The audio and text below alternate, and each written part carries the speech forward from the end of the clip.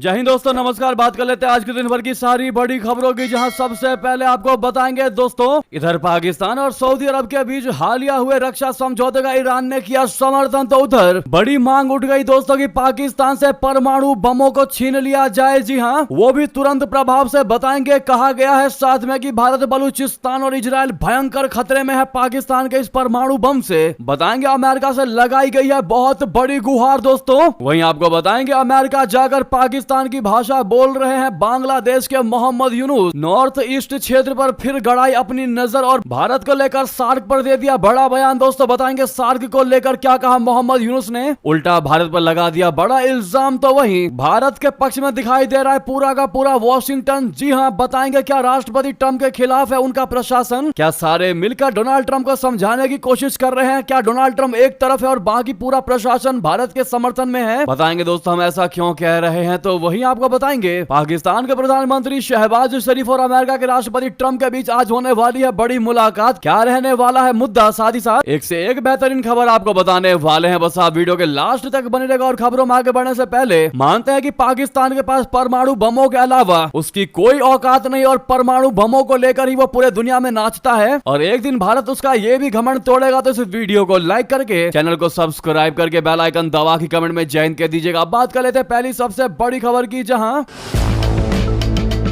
पाकिस्तान और सऊदी अरब के बीच हुए हालिया रक्षा समझौते का ईरान ने समर्थन किया। ईरानी राष्ट्रपति मसूद पेजेश्कियान ने बुधवार को संयुक्त राष्ट्र में इस समझौते को व्यापक क्षेत्रीय सुरक्षा व्यवस्था की शुरुआत बताया। इस समझौते पर अरब और मुस्लिम देशों की ओर से सकारात्मक प्रतिक्रिया मिल रही है। दूसरी ओर शहबाज शरीफ और मोहम्मद बिन सलमान के बीच हुई इस डील को बलूच विद्रोही खतरे की तरह देख रहे हैं। बलूच नेताओं ने इस समझौते के बाद पाकिस्तान से परमाणु बम छीनने की मांग कर दी। जी हाँ दोस्तों, बलूचिस्तानी प्रतिनिधि मीर यार बलोच ने संयुक्त राष्ट्र में ईरानी राष्ट्रपति के भाषण को एक नई शुरुआत का संकेत बता दिया। उनका कहना है कि पाकिस्तान से परमाणु बम तुरंत ले लिया जाना चाहिए, इससे पहले कि वो अपने परमाणु हथियार ईरान, तुर्की, सऊदी अरब, कतर और दूसरे देशों को कुछ अरब डॉलर में बेच दे तो ज्यादा बेहतर हुआ। अगर ऐसा नहीं हुआ तो दुनिया को उन्हें रोकने के लिए खरबों डॉलर खर्च करने पड़ेंगे। जी हाँ दोस्तों, मीर यार बलोच ने अपने एक्स अकाउंट पर लिखा कि परमाणु हथियारों की होड़ से बचने के लिए अंतरराष्ट्रीय परमाणु ऊर्जा एजेंसी, संयुक्त राष्ट्र, नाटो और अमेरिका को ध्यान देना होगा। इस होड़ को शुरू होने से रोकने के लिए पाकिस्तान के परमाणु हथियारों को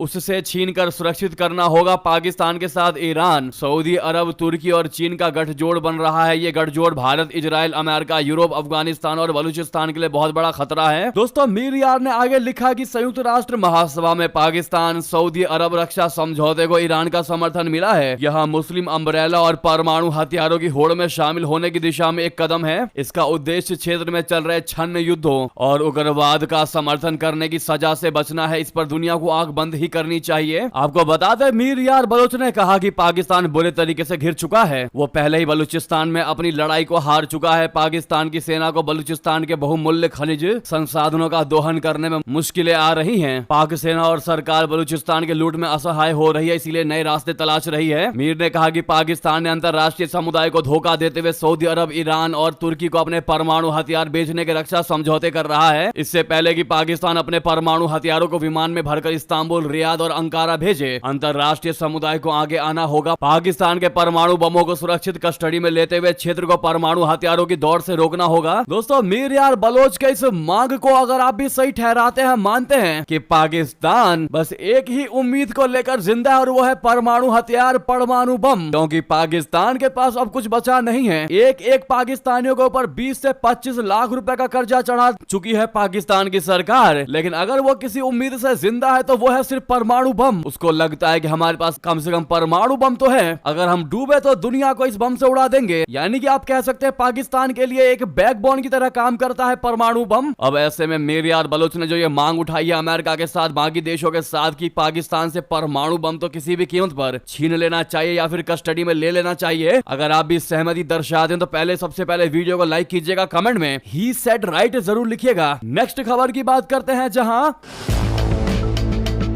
बांग्लादेश के अंतरिम सरकार के हेड मोहम्मद यूनुस ने दक्षिण एशियाई क्षेत्रीय सहयोग संगठन बोले तो सार्क को फिर से सक्रिय करने पर जोर दिया है। साथ ही उन्होंने इस संगठन के निष्क्रिय हो जाने का ठीकरा भारत के सिर फोड़ा है। न्यूयॉर्क में संयुक्त राष्ट्र महासभा में हिस्सा लेने पहुंचे मोहम्मद यूनुस ने एक इंटरव्यू में कहा कि 8 देशों का ये समूह बीते 1 दशक से निष्क्रिय पड़ा है। उन्होंने भारत की तरफ इशारा करते हुए कहा कि सार्क इसलिए काम नहीं कर पा रहा है क्योंकि यह गुट एक देश की राजनीति में फिट नहीं बैठ रहा है। बांग्लादेश की तरह ही पाकिस्तान की कोशिश भी इस गुट को सक्रिय करने पर है। दोस्तों, साल 1985 में बने सार्क के बांग्लादेश, भूटान, भारत, मालदीव, नेपाल, पाकिस्तान और श्रीलंका सदस्य हैं। अफगानिस्तान साल 2007 में इसमें शामिल हुआ। सार्क नेताओं की बैठक हर साल होनी चाहिए, लेकिन 1 दशक से ऐसा नहीं हो रहा है। साल 2016 के उरी हमले के बाद निष्क्रिय पड़े इस गुट को लेकर यूनुस लगातार बयान दे रहे हैं। खास तौर पर से भारत पर वो इसको लेकर निशाना साध रहे हैं। मोहम्मद यूनुस ने सार्क की महत्ता पर जोर देते हुए कहा कि यह यूरोपीय संघ जैसा शानदार संगठन है, इसमें हमारे एक पड़ोसी भारत को अड़ंगा नहीं डालना चाहिए। मुझे लगता है कि सार्क पूरे क्षेत्र की आवश्यकता है और इसे फिर से पुनर्जीवित किया जाना चाहिए। मोहम्मद यूनुस ने भारत के पूर्वोत्तर के राज्यों का भी जिक्र किया है। उन्होंने कहा कि भारत के साथ पूर्वोत्तर राज्यों की समुद्र तक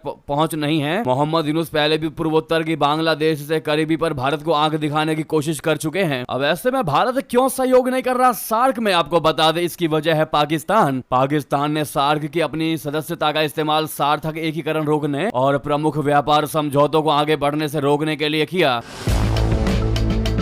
इस्लामाबाद ने सार्क मोटर वाहन समझौते और कनेक्टिविटी योजनाओं को विफल करते हुए इस मंच का गलत इस्तेमाल किया। ऐसे में भारत ने सार्क से किनारा करके बिम्स्टेक जैसे वैकल्पिक मंचों पर ध्यान केंद्रित किया है। वहीं दोस्तों, मोहम्मद यूनुस की सरकार में आपको पता है दोस्तों हिंदुओं के खिलाफ कितना ज्यादा नरसंहार हुआ। अब उन्होंने अमेरिका के न्यूयॉर्क में इंटरव्यू में बांग्लादेश की पूर्व पीएम शेख हसीना का जिक्र करते हुए कह दिया कि भारत में उनके रहने से दोनों देशों के बीच भारी तनाव पैदा हुआ है। उन्होंने एक बार फिर से जहर उगलते हुए कहा कि बांग्लादेश को भारत से समस्या है क्योंकि उन्हें स्टूडेंट्स का व्यवहार पसंद नहीं आया। पिछले साल तख्ता पलट के बाद हसीना बांग्लादेश छोड़कर भारत आ गई थी। इसके बाद से ही वो यहीं रह रही है। यूनुस ने कई बार भारत सरकार से हसीना को सौंपने की गुजारिश की। यूनुस ने कहा कि हमें इस समय भारत के साथ समस्या है क्योंकि उन्हें छात्रों का व्यवहार पसंद नहीं आया। वे हसीना की मेजबानी कर रहे हैं जो पूर्व प्रधानमंत्री है और जिन्होंने ये सारी समस्याएं पैदा की और युवाओं की जान ली। इससे भारत और बांग्लादेश के बीच काफी तनाव पैदा हो गया है। उन्होंने भारत की ओर इशारा करते हुए कहा है कि इसके अलावा दूसरी तरफ से भी कई तरह की झूठी खबरें आ रही है जिनमें तरह तरह का दुष्प्रचार किया जा रहा है। ये इस्लामी आंदोलन है जिसने बांग्लादेश पर कब्जा कर लिया है। वे मुझे तालिबानी बताते हैं। भारत का मीडिया मुझे तालिबानी की तरह दिखाता है। इस पर आपकी क्या राय है दोस्तों, बताना बिल्कुल मत भूलिएगा। लगे हाथों अगली खबर की बात करते हैं, जहां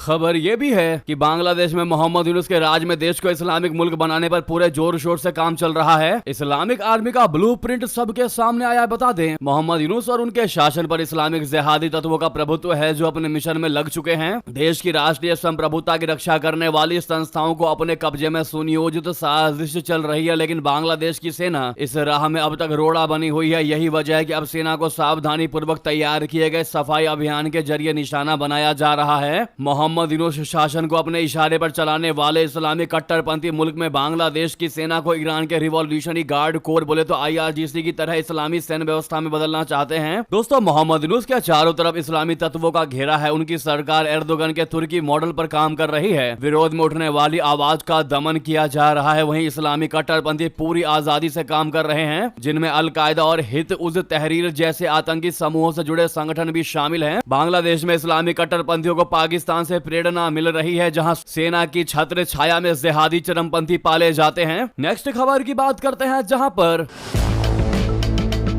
क्या राष्ट्रपति ट्रंप के खिलाफ है उनका प्रशासन, भारत के पक्ष में दिख रहा वॉशिंगटन। दोस्तों, भारत और अमेरिका के बीच तनाव चल रहा है, ये कहना शायद गलत होने लगा है। भारत और ट्रंप के बीच मतभेद हैं, ये साबित होने लगा है केवल भारत ही नहीं बल्कि हर देश के साथ मतभेद अमेरिकी राष्ट्रपति डोनाल्ड ट्रंप ने व्यक्तिगत होते नजर आ रहे हैं। इस वॉशिंगटन में इसकी चर्चा तेज हो गई है। ट्रंप के उतार चढ़ाव के व्यवहार के बाद भी ट्रंप प्रशासन लगातार भारत के लिए अच्छे संबंध रखने की कोशिश कर रहा है। अमेरिकी विदेश मंत्रालय के वरिष्ठ अधिकारी ने कहा है कि भारत एक अच्छा मित्र और एक अच्छा साझेदार है, और वास्तव में भविष्य का साझेदार बना रहना अमेरिका के लिए बहुत ही ज्यादा बेनिफिशियल है, और वास्तव में भविष्य का साझेदार भारत बना रहेगा। अधिकारी का बयान तब आया है जब आए दिन ट्रंप भारत पर वीजा, टैरिफ, रूसी तेल जैसे मुद्दों पर दबाव बनाने का प्रयास करते हैं। जैसा कि हमने आपको सुबह की खबर में बताया था, अमेरिका के एनर्जी सेक्रेटरी क्रिस राइट ने यहां तक कहा कि भारत दुनिया के किसी भी देश से तेल खरीद सकता है। हमारा यह कहना है कि सिर्फ रशिया से तेल ना खरीदे। कहा कि हम भारत से किसी तरह का बैर नहीं चाहते, लेकिन हम ये भी नहीं चाहते कि भारत किसी ऐसे देश को पैसे दे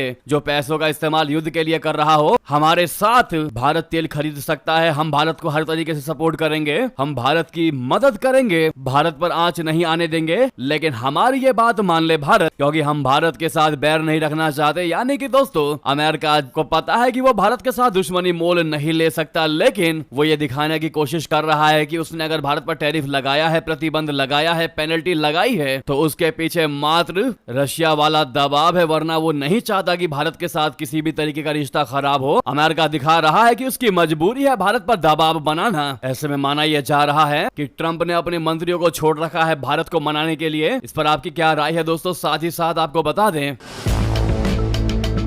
पाकिस्तान और अमेरिका के बीच दोस्ती बहुत ज्यादा गहरी है। दुनिया में ऐसी बातें सिर्फ पाकिस्तान के ही लोग कह रहे हैं। जी हाँ, बता दें, अमेरिका या फिर दूसरे किसी भी देश में इस तरह की कोई चर्चा नहीं है। यह सब इस वजह से हो रहा है क्योंकि पाकिस्तान के प्रधानमंत्री शहबाज शरीफ और अमेरिका के राष्ट्रपति मिस्टर डोनाल्ड ट्रंप के बीच आज मुलाकात होनी है। इस प्रेम को आप जरा ऐसे समझ लीजिए दोस्तों कि जुलाई 2019 के बाद से ये अमेरिकी राष्ट्रपति और पाकिस्तानी प्रधानमंत्री के बीच व्हाइट हाउस में पहली मुलाकात होगी। चलिए अब इस मुलाकात को लेकर बारीकी से आपको बताते हैं। दरअसल पाकिस्तान की नीति हकीकत से अधिक दिखावे और स्वार्थ पर टिकी हुई है। शरीफ ट्रंप से मिलकर यह संदेश देने की कोशिश करेंगे कि पाकिस्तान अमेरिका का पुराना और अहम साझेदार है, मगर असलियत यह है कि दोनों देशों के रिश्ते किसी दोस्ती पर नहीं बल्कि स्वार्थ पर टिका हुआ है। अमेरिका जब चाहे पाकिस्तान की बेइज्जती कर देता है। अमेरिकी नेता हिलेरी क्लिंटन ने एक बार फिर पाकिस्तान की बेइज्जती करते हुए कहा था कि जो लोग अपने बैकयार्ड में सांप पालते हैं वो सांप एक दिन उसे ही काट लेता है। ये तो पुरानी बात है। इसके बाद अमेरिका पाकिस्तान को आतंकियों का अड्डा बता चुका है और पाकिस्तान अमेरिका को इस्लामोफोबिया से ग्रस्त बता देता है। लेकिन जब डॉलर, हथियार या सत्ता की मजबूरी आती है तो दोनों बड़े प्यार से गले मिलते हुए नजर आते हैं। जी हाँ, ऐसा नहीं है कि अमेरिकी राष्ट्रपति ट्रंप शरीफ से मिलने के लिए बेताब है। ये मुलाकात दरअसल पाकिस्तान की मजबूरी है। IMF की किस्तें, डॉलर की किल्लतें और अंतरराष्ट्रीय दबाव के बीच पाकिस्तान को अपने सिर पर किसी का हाथ तो चाहिए ही चाहिए। लिहाजा कभी चीन तो कभी अमेरिका। अब मौका अमेरिका के पास जाने का है तो शरीफ वहां जा रहे हैं। वैसे दोस्तों, ट्रंप के साथ शरीफ की यह मुलाकात एक तरह का पब्लिक रिलेशन स्टंट है ताकि पाकिस्तानी अवाम को यह दिखाया जा सके, मूर्ख बनाया जा सके कि उनका मुल्क अभी भी अमेरिका के लिए अहमियत रखता है। जी हाँ दोस्तों, गौर करने वाली बात या यूं कहे कि दिलचस्प बात यह है कि शहबाज शरीफ से पहले पाकिस्तान के असली बॉस यानी army chief general Asim Munir भी डोनाल्ड ट्रंप से मुलाकात कर चुके हैं। पाकिस्तान में सबको मालूम है कि मुल्क की असली विदेश नीति आर्मी ही तय करती है। ऐसे में सवाल यह है कि अगर फैसले आर्मी चीफ ही करने वाले हैं तो शहबाज शरीफ का यह मुलाकाती ड्रामा किसके लिए है? तो दोस्तों, आप ज्यादा मत सोचिए, हम आपको बता दें इसका जवाब यह है कि यह ड्रामा पाकिस्तान की जनता के लिए है, जो थोड़ी देर के लिए अपनी परेशानियों को भूले भूखे पेट जिंदाबाद के नारे बुलंद करेगी कि हमारा प्रधानमंत्री डोनाल्ड ट्रंप से मिल आया, हमारा प्रधानमंत्री अमेरिका जाकर के वहां के राष्ट्रपति के साथ 1-to-1 मीटिंग करके आया है, आज भी हमारे पाकिस्तान के साथ रिश्ते बेहतर हैं का डंका पीट सके। जी हाँ, लेकिन दोस्तों, यहाँ गौर करने वाली बात यह भी है कि अमेरिका की नजर पाकिस्तान पर सिर्फ उतने ही देर टिकती है जब तक उसे अफगानिस्तान, भारत या चीन से जुड़ा कोई रणनीतिक फायदा लेना होता है। ट्रंप हो या जो बाइडन, पाकिस्तान उनके लिए बस एक टेम्परेरी टूल से अधिक कुछ भी नहीं है। डॉलर के लिए नाटक करना और जनता को बेवकूफ बनाना पाकिस्तान के हुक्मरानों की पुरानी आदत है। असलियत यह है कि पाकिस्तान के लिए अमेरिका महज एक ATM मशीन की तरह है और अमेरिका के लिए पाकिस्तान एक किराया का मकान। जी हाँ, इसको आप कह सकते हैं कि ये रिश्ता क्या कहलाता है, जैसा कुछ रिश्ता नजर आता है। जी हाँ, शरीफ की ट्रंप से मुलाकात और उससे पहले आसिम मुनीर का अमेरिका प्रेम बिल्कुल ठीक वैसा ही है जिसकी उम्मीद उससे हमेशा की जाती रही है। मतलब पाकिस्तान की वही पुरानी आदत, झूठी शान दिखाना और असलियत को छिपाना। हकीकत यह है कि पाकिस्तान के अमेरिका से रिश्ते दोस्ती पर नहीं बल्कि डॉलर की खनक और स्वार्थ पर टिके हुए हैं। आज ट्रंप से गले मिलने वाले कल बेइज्जत होते हुए अमेरिका के ताने भी सुनेंगे, ये बात तय मानी जा रही है। इस बीच पाकिस्तान की जनता ये समझने की कोशिश ही करती रह जाएगी कि आखिर ये रिश्ता क्या कहलाता है। जी हाँ दोस्तों, हम आशा करते हैं कि आप अमेरिका और पाकिस्तान के रिश्तों को बेहतर तरीके से समझ गए होंगे हमारे द्वारा। अगर हाँ तो दोस्तों जरूर कमेंट में लिखकर बताएगा, लेकिन इस वीडियो को जितना ज्यादा हो सके शेयर करिएगा दोस्तों। जहां पर भी आपका ग्रुप हो व्हाट्सएप, फेसबुक, एक्स पर शेयर अवश्य कर दीजिएगा। इसी बीच आपको सबसे बड़ी खबर बता दें,